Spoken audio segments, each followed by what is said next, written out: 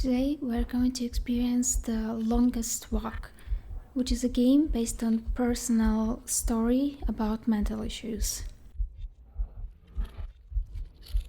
I felt anxious, so anxious that I was burning. My heart was beating really fast. I couldn't sleep.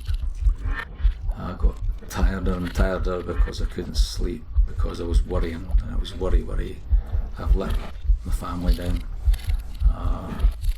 Everyone's going to suffer because I'm no good. Everybody who relied on me, it was a false reliance. I was a fake. Therefore, I worried even more about what financial disaster I'd put in my family. So, anxiety, nervous energy burning off, lack of sleep. I remember vividly curling up in a ball on the living room floor, howling, not even crying, howling, saying how shit I was.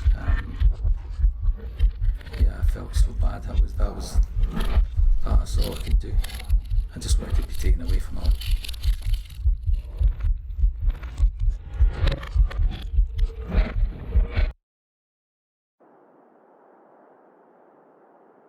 I only realised something was wrong when I was driving back from school crying, and I knew this wasn't right. It was a build-up of stress in work and expectations of work, and then finding that I couldn't do it.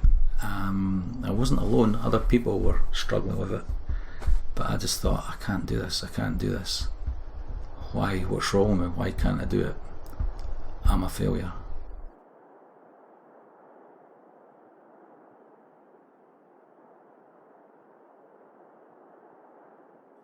I knew I was stressed. I didn't know I was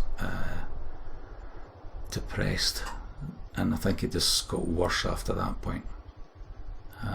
There was no stopping it. Once it started, the feelings of negativity about not being good enough, I couldn't stop it. The whole thing made me feel that I was worthless, so I didn't want to meet anyone. I didn't want to speak to anyone. I was so worthless that there was no point in. I shouldn't be indulging in my hobbies, which I love, my cycling and my books. I couldn't do that. I could see, and now I can, that these are the sort of things I should have kept doing. I should have kept in contact with people. I should have gone out on my bike. I should have gone to the cinema. I should have done this. I just had to hide because it was an embarrassment, and I was a worthless human being. And all the things that laterally I know is how you deal with it. I couldn't.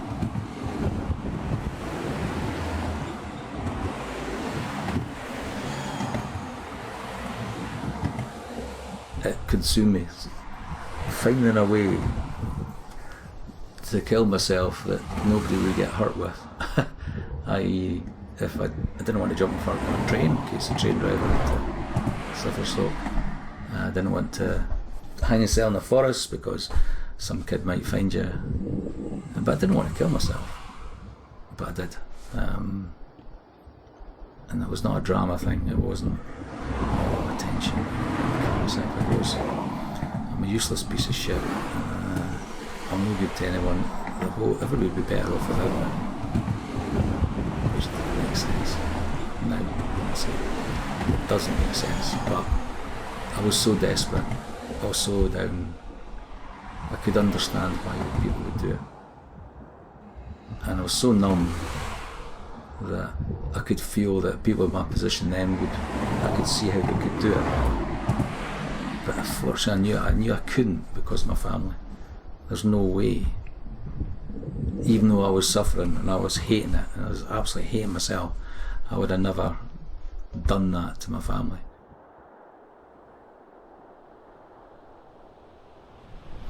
remember a run and actually being on the beach at Kingsbarns and thinking, because I was away from you all and I was having me time, then I reflected what a fucking great life I had. This is brilliant.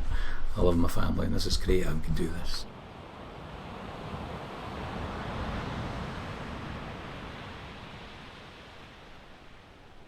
I am a guy who did a lot of things on his own, and I think when you're giving time to other people as your job, you sometimes a wee bit of time to yourself without being too selfish.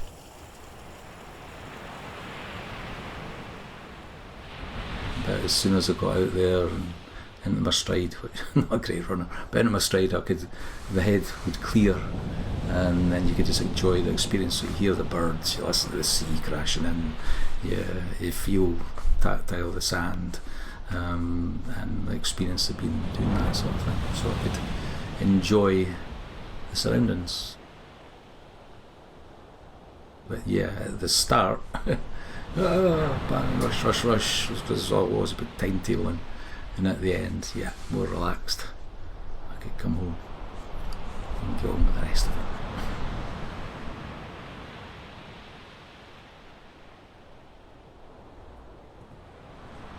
I know that I've had these issues.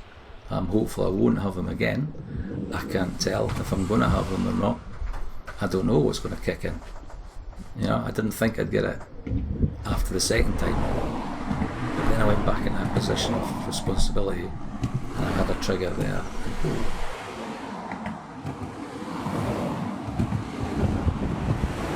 I knew things were happening and I knew that I didn't want to get ill and I knew that I should be doing certain things and doing all these different techniques, but I couldn't stop it.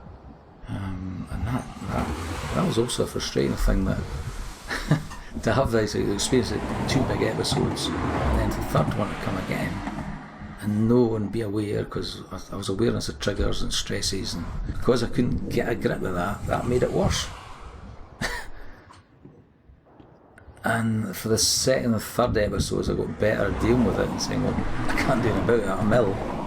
If I had a broken leg and I was on a plaster, it's obvious, but because I've got a broken head it's not obvious to see that I'm ill.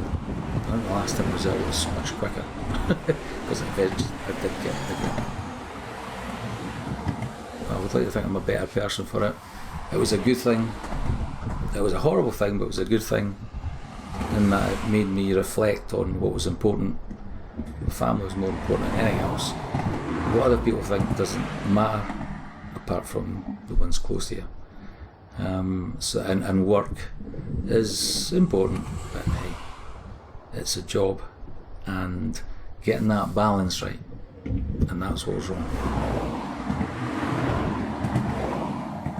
The boys, I don't know, that we talked about, and I think they weren't fully aware of just how seriously ill I was, which is brilliant because we were too young to deal with that at the time, but that's good to talk about now.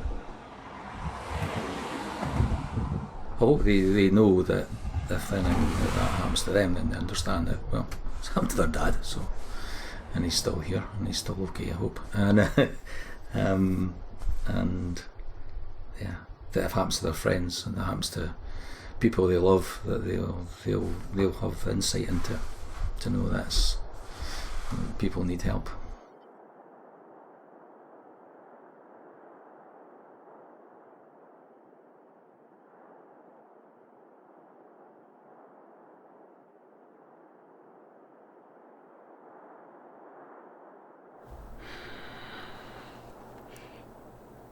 It is, in my opinion, fantastic that now, if you have an access to, like, maybe LiDAR and some programs, or even a few programs that you can find on the internet, you can show what's going on in your head. And the fact that father told his son about this terrible experience, just showing that, I know, like, you can hear it everywhere, but you're not alone. In my people, met so many people, and everyone looks kind of happy, successful, everything is good. But once you get closer to them, you have more deep conversations. Seems like pretty much everyone has gone or going through very heavy things in their life, like having very dark thoughts every morning and barely staying alive. And like when just family keeps you on this world, for example, or anything else, and feeling worthless, hating yourself. And it's so common, it's incredibly scary. So I think being open about it, when you can see that even your parents or your friends or your loved one went through this and they found a way out of it and hopefully found happiness, I think it's a good message. And I hope you kind of enjoy it, or you know what I mean. So thanks for creating this game, and thank you for watching. Take care and see you next time.